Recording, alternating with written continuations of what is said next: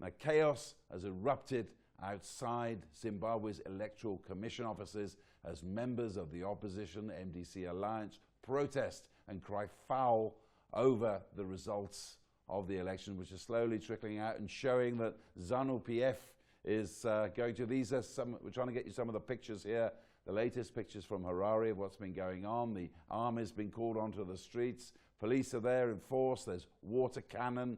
There's been violence and fighting on the streets as well.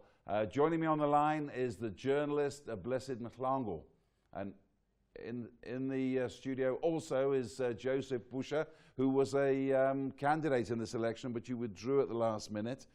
What on earth is going on the streets of Harare?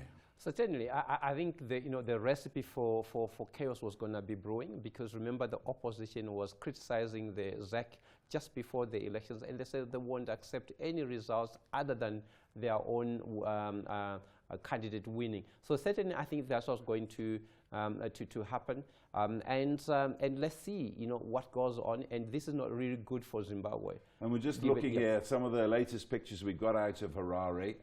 This is burning tires downtown. As you know, both you and I have worked there for some time. We can recognize what's going on. Apparently, MDC supporters, they invaded the electoral office, which was just next to ZANU-PF headquarters in Samora Machel. You see there, that's the remnants of a burning flag. And the police used water cannon, and apparently there were live rounds fired by the army. So those pictures are going to be coming in. All this talk of a peaceful election, as I'm sure when you were standing for the election, what are you thinking now? Well, anything was going to go up in flames, as you can see, really. I think Zimbabwe has been boiling. It's like diesel, which has been boiling for a very long time, and anything was going to erupt. We saw that over the last 37 years, eventually with the ousting of former President Mugabe in November, which was not peaceful from an emotional perspective, because they had to use the army and force to get him out of power. And certainly, I think the opposition, the MDC Alliance, was not prepared to accept any results. I think you had Mr. Biti yesterday saying that, we have won the elections before they were even announced, rather than to say we might be leading. But I think they'd already set up the mind and prepared their supporters for the battle in the streets. You've been involved right in the heart of this election process. You were a candidate. Yes. How likely is it that this result we're seeing, showing ZANU-PF getting a majority in parliament, is rigged? Well, the rural vote is still very important in Zimbabwe. They were basically distributing foodstuffs and food hampers on Saturday, Friday and Saturday, 48 hours before the elections. And with the poverty levels in Zimbabwe, certainly that's vote buying. And I think it's very common in Africa that, the populace is really swayed by basically just a packet of rice. And if you cannot beat ZANU-PF in the rural areas, certainly you don't have the numbers. Is this a new thing though? Surely this has been going on for years. I remember covering a story about 25 years ago and the distributing of drought relief. Yes. And I was there that day with Simon Kayamoyo, you know him, yep. And he was telling people that you must get your party card if you want drought relief, because we need to know how many people are here. I mean, what is that? Right now, they had the Command Agriculture last year. Now they have got Command Livestock this year, where they were giving people livestock for feeding and business and chickens and so on.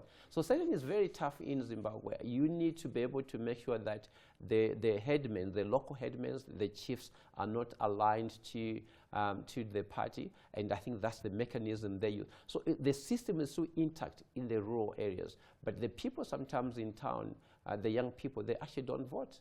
And it seems they're taking to the streets here. I mean, yep. The army has been on the streets. That's being reported here as a big story, but I can even remember a lesser protest than this. The army would still be called in just to try and frighten people back to their homes. Do you think this could get serious? I mean, they say the live rounds have been fired. No, certainly. I think if you saw when President Mugabe was taken out, the police was made to lie on the ground.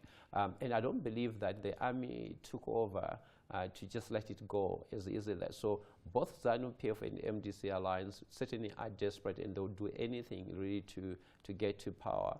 And it could get ugly, which is not really good for the investment climate in Zimbabwe. It's not good for South Africa and the regions, because I think if Zimbabwe improves, it means then the impact in terms of infrastructure get lessened, because people get opportunities in Zimbabwe. And certainly I think they will be heavy-handed if things escalate. And how likely is that? Very, very likely. I think he could put, 70%, 80% probability that I think if there's any destruction of property, I think the guys will be using force in Zimbabwe.